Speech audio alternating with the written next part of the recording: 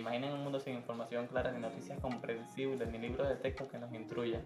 Eso sería un desastre. Gracias a Dios, hoy en día contamos con herramientas lingüísticas que nos ayudan a comprender y a transmitir ideas de manera clara y precisa. A esto es lo que llamamos textos expositivos. Saludos a todos, mi nombre es Kenny González y lo voy a estar exponiendo sobre los textos expositivos. Los textos expositivos se tratan de un escrito que informan de manera clara, objetiva y muy ordenada sobre un tema en específico que puede ser de interés para un público determinado. Este tipo de texto ofrece al lector una información explícita, en consecuencia no necesita argumentaciones para convencerlo. Los textos expositivos se dividen en dos grupos. Están los textos expositivos divulgativos y están los textos expositivos especializados. Los textos expositivos divulgativos son más de interés común, de un tema general, para un público más amplio, con un lenguaje más llano y accesible. Al contrario, los textos expositivos especializados van para un público más reducido, para un público especializado, con un lenguaje más complejo al lector para que lo entienda. Los textos expositivos tienen como propósito principal informar, explicar y educar. Primero, informan. Estos proporcionan la información de manera objetiva y clara sobre un objeto, idea o evento. Segundo, explican. Escriben un tema en profundidad guiando al lector a través de esas ideas expuestas. Tercero, educan. Estos tipos de textos transmiten conocimiento de forma organizada, especialmente en entornos académicos y científicos. Y por último, estaremos hablando sobre el tono y sus características. El tono usado en los textos expositivos se caracteriza por tener un lenguaje más directo y claro. Estos escritos generalmente están dictados en tercera persona. ¿Por qué están dictados en tercera persona? Para que el lector lo comprenda de manera directa y clara y no tenga ni argumentos ni toque las emociones del lector. Un ejemplo de eso puede ser un artículo de la Constitución, un resumen escolar, la entrada de una enciclopedia, un folleto informativo. Estos ejemplos buscan que el lector comprenda de manera directa y clara a la hora de dictársele, no que toque las emociones ni que cambie su percepción. Y entre sus características del tono podemos ver que tiene que ser objetivo, preciso, directo e impersonal. Y ahí tenemos el ejemplo de cada uno. Ok, continuando con el tema, tenemos la estructura general que compone un texto expositivo, lo cual yo se los voy a explicar a continuación. La estructura es el esqueleto organizativo de un texto expositivo, asegurando que la información se presente de manera lógica, coherente y fácil de asimilar para el lector. Se compone tradicionalmente de tres partes esenciales que componen la estructura general, los cuales son el marco, o la introducción, el desarrollo y la conclusión. En el marco o introducción tenemos que es la puerta de entrada al texto. Su propósito fundamental es contextualizar el tema, despertar el interés del lector y, aunque breve, debe ser conciso y directo, preparando el terreno para la exposición detallada.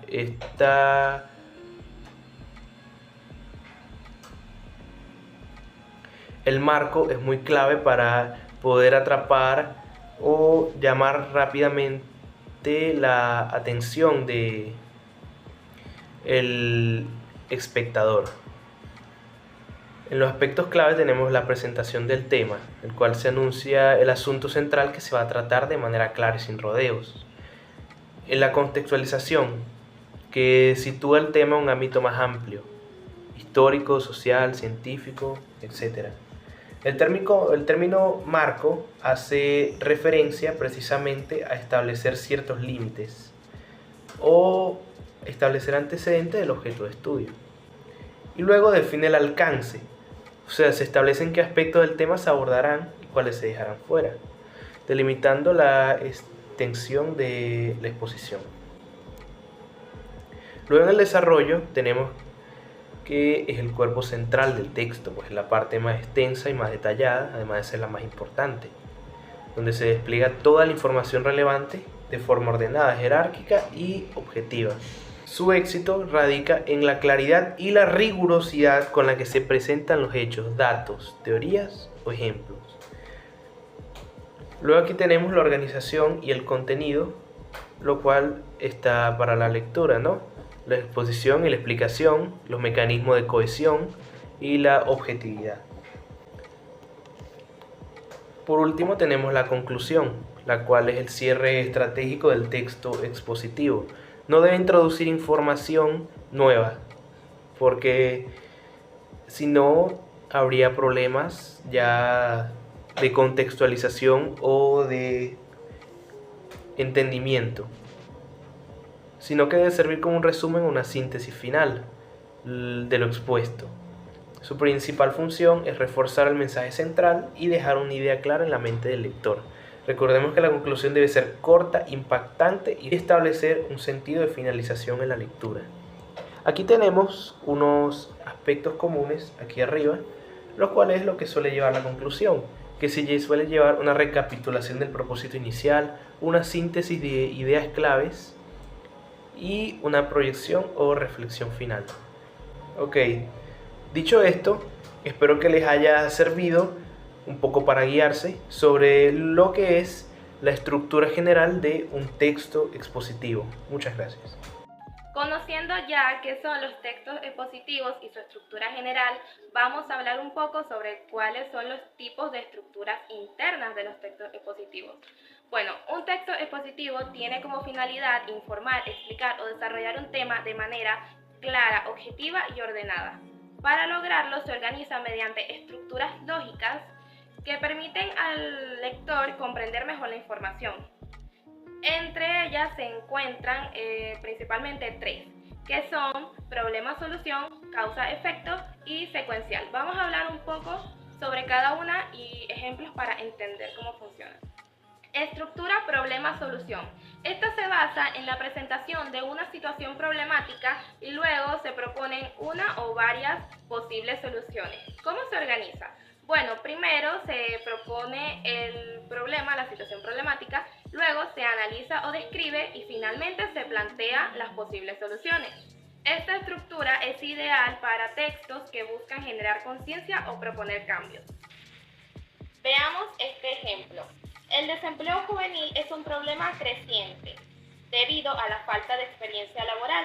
Como solución se propone fomentar programas de pasantías. Acá nos está dando cuál es el problema. El problema es la falta de experiencia laboral y la solución que sería, bueno, la posible solución sería fomentar programas de pasantías para los jóvenes. Estructura causa-efecto. Se explica un fenómeno o situación a partir de sus causas, por qué ocurre, y o sus efectos, qué consecuencias tiene. Esta forma de organización nos permite comprender cómo y por qué ocurre ciertos eventos. ¿Cómo se organiza? Primero se presenta el tema o el hecho que se va a analizar. Luego se explica por qué se originó o por qué ocurrió cierto evento. Esta puede ser una o varias causas. Y para finalizar, se detallan los resultados, los cuales pueden ser a corto o a largo plazo, negativos o positivos. Veamos este ejemplo. La deforestación masiva ha provocado la pérdida de la biodiversidad en muchas regiones tropicales. Bueno, acá nos está dando la causa, que es la deforestación masiva, y el efecto es la pérdida de la biodiversidad en muchas regiones tropicales. Y la estructura secuencial o cronológica. Se presentan los hechos en el orden en el que ocurrieron o deben ocurrir. Esto permitiendo al lector seguir paso a paso el desarrollo de una acción o evento. ¿Cómo se organiza? Se presenta el tema, proceso o situación que se va a desarrollar. Luego se describe las acciones, etapas o eventos en el orden en el que deben ocurrir. Y se concluye el proceso o se muestran los resultados. Estos pueden venir acompañados con una conclusión, reflexión o observaciones. Por ejemplo, un texto que hable sobre cómo se produce el pan debería describir desde la siembra del trigo, la cosecha, la molienda y hasta la cocción del pan. Ya que hablamos de los tipos de textos expositivos, vamos a pasar a hablarles de las características lingüísticas que este posee. Podemos comenzar diciendo que hace uso del presente intemporal. ¿A qué se refiere esto? Que dice verdades absolutas, verdades que no van a cambiar con el tiempo, son certeros y concretos. Un ejemplo de puede ser el teorema de Pitágoras. Cuando hablamos del teorema de Pitágoras, decimos el teorema de Pitágoras es, no decimos fue. ¿Por qué decimos es? Porque es una verdad o una información, un texto que no va a cambiar con el tiempo. También hace uso de un vocabulario muy técnico. ¿A qué nos referimos con esto? Pues que hace uso del lenguaje en tercera persona, hace uso del lenguaje denotativo y tiene que referirse o hablar de los textos de forma muy concreta y formal. Cuando decimos que habla en tercera persona, hace uso de porque tiene que mantener una como formalidad y tiene que mantener la atención del receptor en el texto o en lo que está diciendo. Y cuando decimos que hace uso del lenguaje denotativo, es que utiliza el significado concreto de las palabras. También otra característica de es que usa conectores explicativos. Vamos a decir primero qué son los conectores. Los conectores son aquellas palabras que se usan para unir o como para seguir abordando más el tema que se está tratando. Los conectivos explicativos son aquellos que se usan para, como ya he dicho, seguir tratando mismo. Algunos ejemplos, como están viendo ahí, son o sea, a pesar, sin embargo, a pesar de, además, y bueno, entre muchos otros. Otra característica de los textos expositivos es que el autor que está haciendo o leyendo estos textos debe mantenerse imparcial. No debe dejarse llevar por un pensamiento, una opinión o unos sentimientos que él tenga. No puede. Una vez dicho esto, podemos pasar a hablar de los ejemplos, un ejemplo de los textos expositivos. Un ejemplo sería los libros temáticos, como están viendo ahí. Los libros temáticos son, pueden referirse a enciclopedias, manuales, para ser claro y conciso, puede ser un libro que hable de un tema en específico o un lugar en específico o como ya lo dije anteriormente, que hable de algo, un tema en concreto y que el tema pues obviamente sea como vamos a decir certificado, que no cambie, que no esté supuestos o no sea propenso a cambios. Como ya pueden ser enciclopedias, manuales, libros que hablen acerca de un animal, que hablen del cuerpo humano, cosas que no pueden cambiar, o de la historia de una civilización. Y bueno, otro ejemplo serían los textos de examen. ¿Qué podemos entender por esto? Un ejemplo claro y sencillo.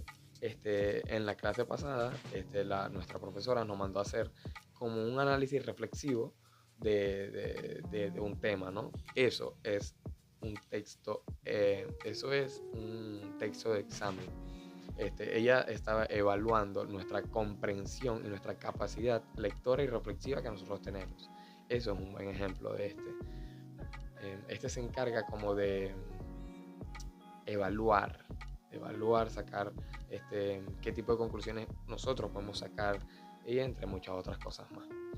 Para concluir y terminar y culminar, podemos decir que los textos expositivos son aquellos que nos ayudan mayormente en nuestro ámbito académico o en aumentar los conocimientos que tenemos sobre algo.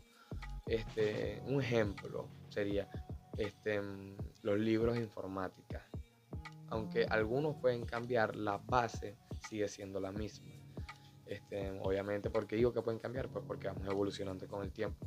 Pero la base y la historia sigue siendo la misma.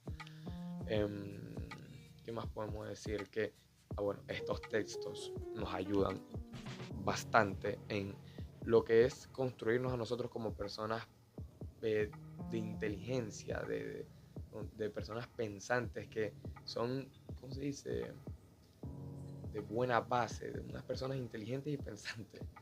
Y bueno, ya creo que eso sería todo por hoy. Muchas gracias por su atención y bueno, espero que hayan disfrutado nuestra exposición.